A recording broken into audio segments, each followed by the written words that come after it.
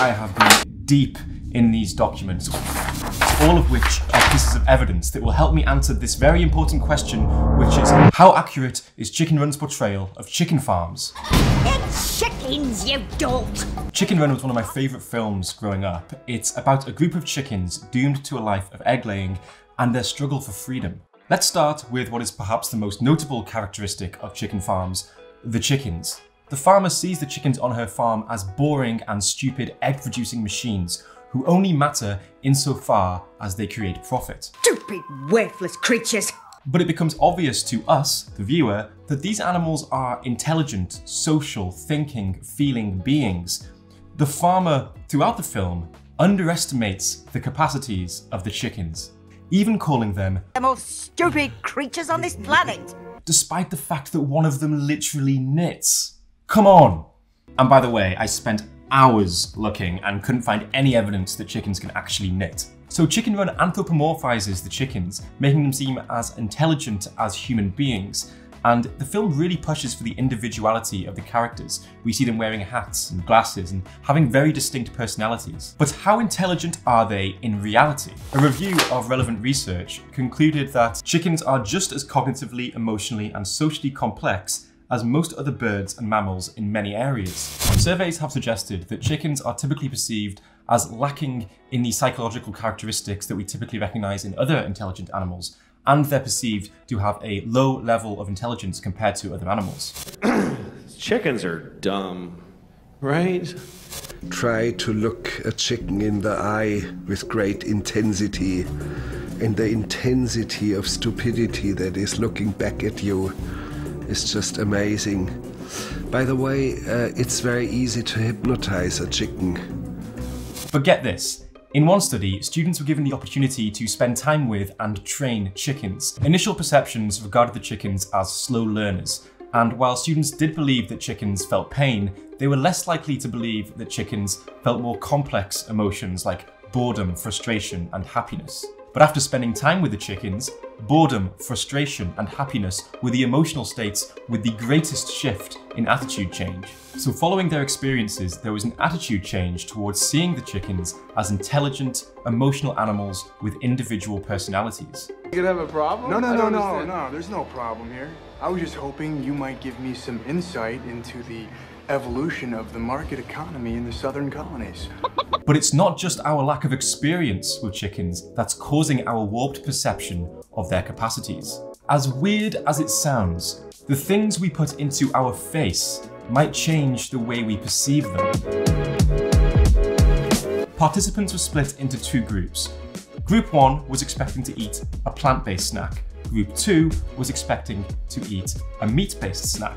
Both groups were then asked questions about their beliefs regarding the capacities of animals. People in the meat group tended to rate animals to be less intelligent and less sentient. So it seems that eating meat has a psychological effect on the way we perceive animals. Oh, and while we're on the subject of what we eat, chicken is probably among the worst animal products you could buy.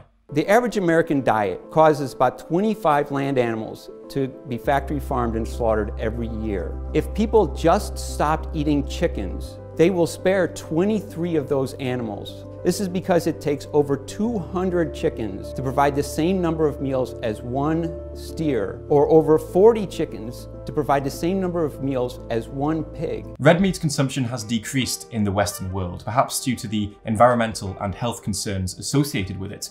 However, our consumption of chicken has actually increased. But unfortunately, cutting out red meat and replacing it with more chicken probably leads to much more suffering. Anyway, when learning about chickens, one piece of research really stood out to me, and it suggests that chickens are capable of logical reasoning.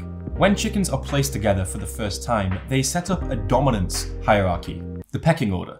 Now, when a chicken observes a known dominant chicken losing a fight with a stranger, the observer will not challenge the stranger when confronted. In other words, they understand that if a stranger can defeat someone who can defeat them, then they are not going to defeat the stranger. If A beats B and C beats A, then C beats B. So while it's true that chickens don't wear glasses or knit hats, we may be significantly underestimating the level of intelligence and individuality of these animals. Remind you of anyone? Number 2, false advertising. In Chicken Run, the farmer creates these misleading advertisements to give the impression of a wholesome and kind farm, while actually treating the chickens terribly. Well, it turns out that this happens in real life too. To learn about the differences between the messaging of the meat industry and the reality of what's actually happening, I watched a video that was released by the meat industry with former veterinary surgeon and managing director of the Humane League, Vicky Bond. We begin as the birds are collected from the family farms and delivered for processing. I find it kind of interesting that they're using the term like family farm because they're trying to like paint this picture of it being like wholesome, when actually this is just like the farm at the start is like a standard industrial farm, it looks like. You'll always find that they tend to show the chickens when they're very young in the shed where there looks like there's lots of space. Those birds are only 2 or 3 weeks old. They do that because as they get older and bigger, they take up a lot more space in the shed, and before you know it, you've just got a sea of chickens instead of being able to see like that they have space to walk around. Also, as they get older, their legs get weaker because the birds are so heavy and grow so quickly. They have painful leg conditions, and that means that they then don't walk very far. And so right now they're showing them quite active, but they soon become very inactive as they get bigger. Right, so like the selective breeding, the way in which we bred animals to like produce large amounts of meat and large amounts of eggs has caused lots of problems that come into play a bit later in their lives. Yes, they've been genetically selected specifically to grow as fast as possible, to grow as much meat as possible. So their breast muscle is over double the size it should be of a regular chicken. Research has found that when lame chickens are provided with pain-relieving medication, their activity level increases and they start walking again. So we know that their declining activity as they age isn't simply a result of personal preference, but is at least to some degree a symptom of pain. And think about this, these chicks are incredibly young, so they'll have a desire to play and run around, but they're trapped in these grotesquely large bodies that are acting as a physiological cage, preventing them from engaging in their preferred behaviours. Now, there has been some progress on this. For instance, Denmark now has around 50% of the industry switching to slower growing breeds. And every major French retailer has made that same commitment. But for now, the vast majority of chickens remain trapped in the physiological cages we have put them in. The creators of Chicken Run wanted the farm to be perceived as a terrible place to be. But as we're finding out, that farm has far better conditions than the standards of the real meat and egg industry. And this brings me to a deeper point. It's not just the meat companies who are creating this misleading information. The way we portray animal farms in children's books, TV shows, and films paints this almost heavenly, idyllic vision of what animal farming is. And maybe even as adults, we want to believe that the animals we eat are being treated well, even if we know on at least some level that it's not really like that. There is an uncomfortable gap between what the public thinks is happening to animals and what is actually happening to animals. 80% of US adults say they usually buy animal products from animals who are treated humanely, despite estimates that 99% of US farmed animals live on factory farms. The numbers don't add up. Either we have insufficient awareness of what animal farming is actually like, or we're refusing to accept the evidence because of our cognitive dissonance. Number 3, the farm conditions. It would be strange of me to make a video about chickens without mentioning the astronomical number of them in existence. In 1961, there were around 4 billion chickens and 3 billion humans. But as the years passed by, this gap has become larger and larger. In 2020, the estimated number of chickens in existence was 33 billion. In Chicken Run, the chickens seem to have a lot of space, and this doesn't really map to reality. Chickens raised for meat tend to live in very overcrowded conditions. Chickens recognize each other and keep track of social hierarchy, but in a real chicken farm, where you're surrounded by hundreds or thousands of other chickens, keeping out of each other's way becomes impossible. On top of this, their environments tend to not allow for natural stimulating behaviors like dust bathing and foraging. This can lead to chickens pecking each other constantly, causing stress, injury, and even death. To To combat this, they will have part of their beaks cut off without pain relief. According to the review of literature on the capacities of chickens, damage to the beak is intensely painful, as partially debeaked chickens show significant increase in guarding behaviour, i.e. tucking the bill under the wing, and diminished use of the bill for pecking and preening after the procedure. These pain-related behaviours may continue for months. Germany have banned beak trimming and are combating the feather pecking by providing more enriching environments instead, but for the vast majority of chickens, they're still having their beaks cut off without pain relief. The chickens in Chicken Run look pretty healthy, but ammonia burns are a significant problem if you're a chicken on a real farm. But if you lifted those birds up, you'd see on their foot pads and on their hocks of their legs, and sometimes on their breast as well, these ammonia burns from lying on their own feces all day, basically in the litter. Different breeds of chickens are used for eggs and meat. The images I've shown of thousands of chickens in a barn, they're the chickens raised for meat. But Chicken Run is a film about egg-laying hens, and if the film accurately portrayed the average life of an egg-laying hen, then all of the characters would be trapped inside cages.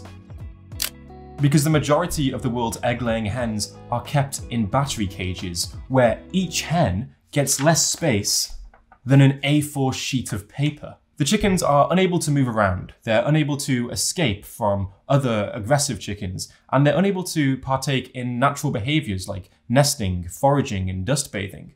The extreme distress these birds experience can cause neurotic behaviour, aggression, and even cannibalism. These cages are, by any stretch of the imagination, torture, and they're kept in them until the day they're taken to the slaughterhouse, which is sadly for over a year. But regardless of the environment we keep them in, we've altered their genetics in such a way that suffering becomes inevitable. The wild ancestor of modern-day chickens produces around 12 eggs each year. Through decades of selective breeding, commercial hens now lay around 300, causing issues such as stuck eggs, reproductive tract infections, and in combination with the restriction of movement, osteoporosis, because it requires such a large amount of her body's calcium to produce all those eggs. There is a high prevalence of fractures in all commercial egg systems, which in some flocks can affect up to 90% of the hens. Number 4, chicken slaughter.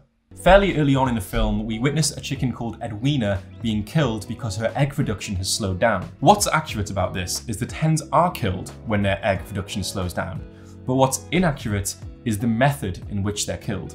The farmer used an axe to chop Edwina's head off, but for real chickens, their end tends to be far more traumatic. But before we get to that, here's something that Chicken Run doesn't tell you. The egg industry only needs hens, since male chickens don't lay eggs. And as we've seen, different breeds of chickens are used for meat. You know, those ones who can barely walk due to their incredibly fast-growing bodies. Male chicks in the egg industry are killed by being ground up alive. Yeah, they forget to put that on the packaging. But for the vast majority of chickens raised for meat or raised for eggs, how do they actually die? Well, they'll be picked up by their legs and put in a truck to take them to a slaughterhouse. This is a process that they're likely to find very unpleasant, since being picked up replicates the threat of predation. When they arrive at the slaughterhouse, things get worse. So this is the beginning of the slaughter line. This is where the birds are hung up. They're hung up into these metal shackles with the intention of their heads going in the water bath to stun them. Birds are different sizes. So the female birds tend to be a bit smaller, the male birds tend to be a bit bigger. But they all get the same shackles, and they can be really uncomfortable on the birds, cause a lot of pain on the legs. I've already told you that as they grow so quickly, they have painful leg conditions. So imagine then hanging them upside down by their legs. That's coupled with the fact that these birds don't have a diaphragm. And when you put them upside down, their insides are going to crush their lungs. You could see that some had different levels of heads. So some of those birds are going to hit the water bath, fine, perfect.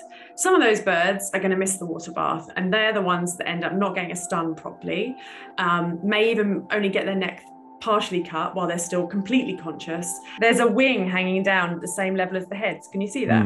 Yeah. Right, now that wing is going to enter the water bath first.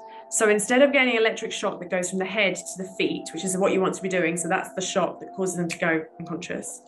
It's the wing is going to hit the water first. It's going to get a pre-stun electric shock. So it's going to get an electric shock, then its head may go in the water and then it'll be stunned. They will be stunned, sorry. And, you know, this is a really good example of just how hard it is to ensure that all the birds will get their head in the water and get the right stun. After the birds are rendered insensible to pain, they pass by a sharp blade that severs arteries in the neck. In the next processing step, feathers are removed with hot water and mechanical picking devices. So here they're going through the scalding, which is a bit I was mentioning before, where they'll have their feathers removed, but there we do know 2 to 3% of those birds may be conscious at the time of that happening. If we're talking about like 2 to 3% of animals, when you consider the scale of the individuals going through the process, it's actually like millions of individuals being boiled alive. Chicken Run teaches us a lot more than I first realised when I watched it as a child. It teaches us that chickens are individuals with personalities who look on fleek in hats. It teaches us that false advertising is used to mislead us into believing that the animals we eat are being treated humanely. But Chicken Run also misleads us by creating a fictional farm that, as bad as it can be, is chicken heaven compared to the hellish reality of chicken and egg farming. And Chicken Run teaches us nothing of the selective breeding that has led to the physiological cages they're trapped in. But perhaps what's most obvious is that the chickens in Chicken Run escape. They don't get hung upside down in a slaughterhouse, and they don't get boiled alive in a scalding tank. It is a sad fact of life that the chickens on real chicken farms today can't escape, but there are some things we can do to help. You can get involved in campaigns run by non-profit organisations like the Humane League and Open Cages, and you can donate money to them or other effective animal charities. And you can boycott chicken and egg products like I do. But one simple and easy thing that you can do right now is to share this video and raise awareness of the plight of the real victims of the chicken and egg industry. A big thank you to my patrons for supporting the channel and making these videos possible. This video is part of a series of videos that's about what is happening to animals. I've also covered pigs and fish, and this is the third video, obviously covering chickens. If you'd like to see more, please do subscribe to the channel, and I will see you very soon with another video.